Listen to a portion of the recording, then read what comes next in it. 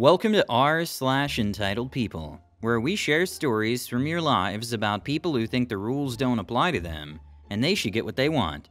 Thank you friends for subscribing to the channel, and for so many likes. And today we have 3 great stories, so subscribe, hit the like button, and let's begin. The first story, Neighborhood Nightmare, The Terminator Next Door. The second story, How I Took a Stand Against Unfair Work Practices in the Call Center Industry. The third story, A Tale of Entitlement and Racism at the Front Desk. The first story is Neighborhood Nightmare, The Terminator Next Door. My neighbor, who lives in front of me and has 2 parking spots as well as lots of green space between our houses, is rather strange. He moves like he owns the complex and has a very robotic gait. He goes by the Terminator. He walked over quite frightening and asked what we were doing there on the first day we had moved here, more than a year ago, when he observed us checking for the garbage code. We inform him that we just moved and are taking the bins down. Notifies us to be polite since the development is quite quiet. We have an unpleasant taste in our mouths after our first encounter with our neighbor, and he acts like this? We had to ask him for his name because he didn't even tell us, and we also wanted to make sure he lived in the same house as us. Fortunately, he's not by our sides. However, it doesn't matter to him. As we continue to live here, we observe that every other neighbor is polite and keeps to themselves. However, the Terminator rarely moves his arms as he moves around, unless he has to clap at the shrubbery to deter the birds from building their nest close to his home. This seems really strange to us. Subsequently, he persistently strolls by every residence he can, gazing through their windows. That feels very intrusive to us, and he acts as though no one is watching, but we hang out here and all this occurs directly outside our kitchen windows. The first time he knocks on my door, it's to complain that we're making too much noise.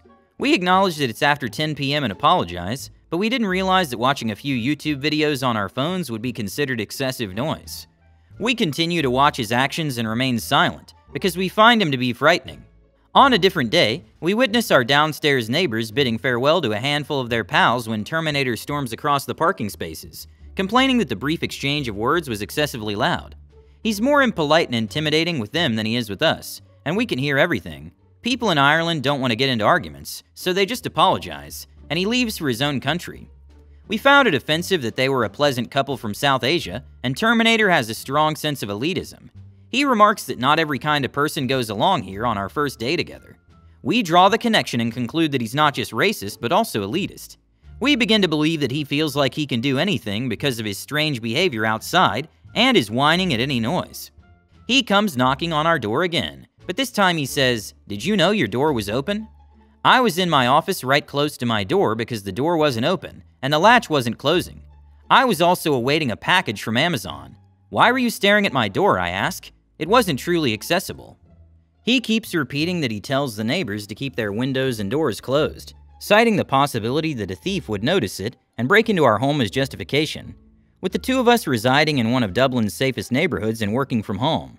Indeed, it is correct. I ask him nicely not to worry about it. We've got it covered.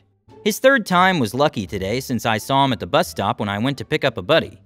We moved inside after I say howya and nod politely. He knocks on my door at 5:45 p.m., not even 5 minutes after we entered the house, complaining that we are making too much noise. I just threw his back at the man because I could stand it no longer. He scares the neighbors by threatening to message the development firm. Look, are you not sick and weary of whining about everything? I have a guest over at 5:45 on a Friday, and you're complaining that we're talking with our windows open? You're being ridiculous. We don't even have music playing. I doubt anyone ever fought back, so I can understand why he's in shock. He reiterates that remaining silent is a development norm. There's a drummer in our neighborhood, people are having barbecues, people are conversing outside their cars and in their front doors, etc. Does he also knock on people's doors and ask them about their lives? He says that the house next to him had 2 noise complaints, which is his first error. I respond, "Oh, so you're saying you made the complaints then? How are you aware that it was left inside their door?"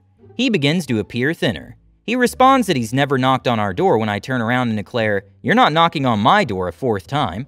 In addition to my boyfriend turning around right away and accusing me of lying, there's a camera in the parking lot that captures him ringing the doorbell and waiting for us to open before saying, "Hello," even though he knows we're inside. We tell him that he's lying, that he's actually knocked on our door 3 times already, that he doesn't realize we know he's been looking into people's windows, that he harasses our neighbors and uses the complaint system unfairly, and that the development issues can't take any more of his calls, which is why he is small again. He advises us to shut our windows. On one of the warmest days of the year, very literally. If it disturbs him so much, we advise him to close his windows. The noise is only audible to him because he's constantly lurking around people's windows. I have never seen a towering man appear so diminutive. I inform him that I will only talk to the development manager and that he can stop knocking.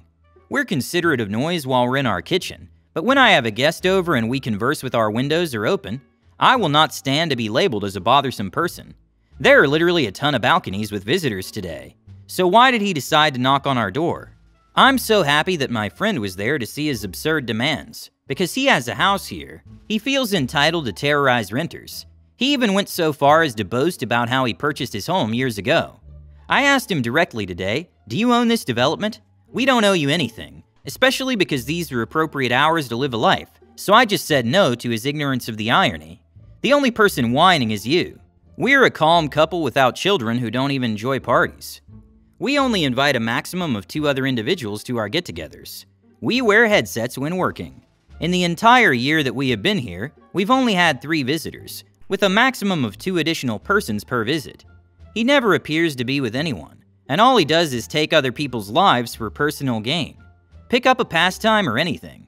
I'm gonna file a harassment claim and call the guards the next time he knocks on my door. This man is getting to me. I lived in Ireland for 7 years, and before I moved into this specific property in 2021, I had never had to deal with such entitled, sensitive behavior. We no longer need to give him any thought in our daily lives. I can only imagine the difficulties you've had to overcome because of your neighbor. It appears that the Terminator is engaging in some very strange and invasive behaviors, which are giving you and your neighbors quite a headache. You have every right to be tired of his incessant gripes and demanding behavior. His standards appear so arbitrary and unfounded. It's unfair of him to expect everyone to adhere to them. Standing up for yourselves and asserting your right to live your lives without undue interference is important. It's a positive step that you've taken the initiative to express your disapproval of his behavior. It's smart to write down what he did and think about filing a harassment claim with the police. Nobody deserves to live in an environment where they're constantly threatened and harassed by their neighbor. Hopefully the situation improves soon, either through your assertiveness or through intervention from the authorities. The second story is how I took a stand against unfair work practices in the call center industry. We were informed that there would be no shifts and that we would be working Monday through Friday, with local holidays included, when I was hired. This was accurate during the first 3 months of the probationary period, during which you may leave at any moment. However, after that period ended and the 2-month notice period took effect, meaning you would have to work for the company for 60 days after informing them of your intention to leave, things started to change. It's nice that you can work on the weekends and earn extra money. There's an afternoon shift as well, which runs until 9 p.m., although the nighttime hours are paid extra. You will in fact be required to work both shifts and weekends, holidays in addition. However, all you have to do is ask your workforce manager, and he will allocate your vacation days according to your needs. Since I was traveling for 3 hours every day, I requested to work the early shift on public holidays, because I won't be able to get home if public transportation is only available during those hours. No. If at all possible, please grant me 2 days off next to each other. I don't mind if there isn't a weekend. Just give me 2 peaceful days at some point throughout the week. No. Alright, just give me 30 days instead of 60, so I can more easily get employment elsewhere. No. They understood it would have severely limited their ability to find another employment, so they didn't let anyone go for less than 60 days. Our extremely understanding manager would say he was sorry, but there was nothing he could do, even if someone had family matters to attend to. After several months, I felt hopeless and completely exhausted. Going to work every day made me cry because I felt trapped in a deep dark pit with no way out. Thus, following my father's advice, I reviewed our labor code and a few other things when I started a new work. It turns out that I was working weekends twice as much as the laws allowed.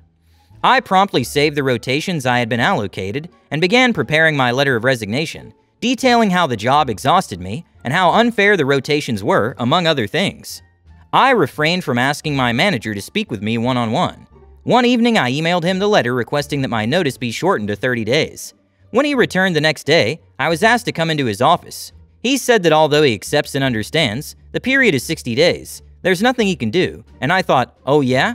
Next, allow me to speak with your boss and clarify to him how the labor code pertains to the rotation of 40 call center agents, including myself. I'm also happy to involve formal institutions if he doesn't grasp it. Alright, he'll make an effort to speak with him, but he can't guarantee anything. It turns out that his manager understood how much I was suffering, and they're letting me depart in just 3 days. I really shouldn't discuss this with anyone, especially because a lot of individuals were attempting to resign but were put off by the 60-day notice. When I was saying my goodbyes to my fellow agents on my last day, I may have mentioned multiple times that they should look into the labor code, submit a written resignation, and not be scared to pursue the company if they uncover evidence that they were lied to. I was quite glad about it. They lied to and exploited their employees, which had a profound effect on many of us. My manager was enraged when she found out, but I didn't care. The division was disbanded shortly after my departure. I'm sorry you had to deal with such exploitation and unfair treatment on the job. Being overworked and ignored by one's employer is something no one should ever have to go through.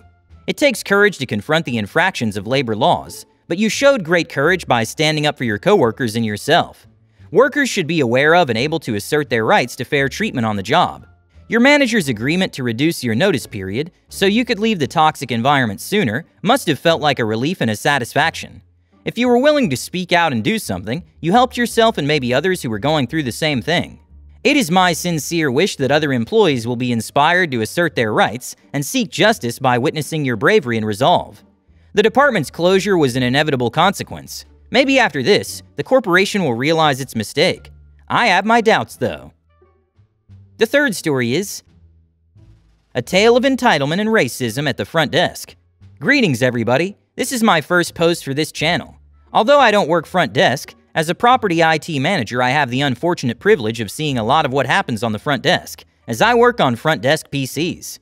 This story is about the terrifying things that one Mr. Important had to go through when he checked out of our little home. Now that his grueling stay at the 5-star hotel is over, he spends the entire checkout process griping. We know he's a shiny member and the CEO of his company, so how dare we not treat him to a suite? We brought him fruit, but the other luxury hotel downtown always provided a champagne amenity. Although handling these concerns isn't enjoyable, our front desk staff will undoubtedly encounter them again. After the checkout process is finished, our front desk kindly offers to assist him in moving his stuff to his taxi. This is when the most important error is made. Our front service team starts carrying his suitcases onto the luggage cart once he confirms with our FDA that he would like assistance loading them into his taxi. Regretfully, the front desk employees are not of Mr. Important's caliber. They're foreign nationals. At last, the anger he has been suppressing explodes at his slight, demanding to know why we use foreign workers in a 5-star hotel. Sadly, this is not a new complaint. Racists typically wait until after guests have completed their post-stay evaluations. Normally, we would never put up with this kind of behavior, but since he had already been checked out, was leaving, and had previously indicated that he was DNR at this point in the dialogue, surely the worst will pass briefly? One might only hope for such a result. Oh, blessed reader.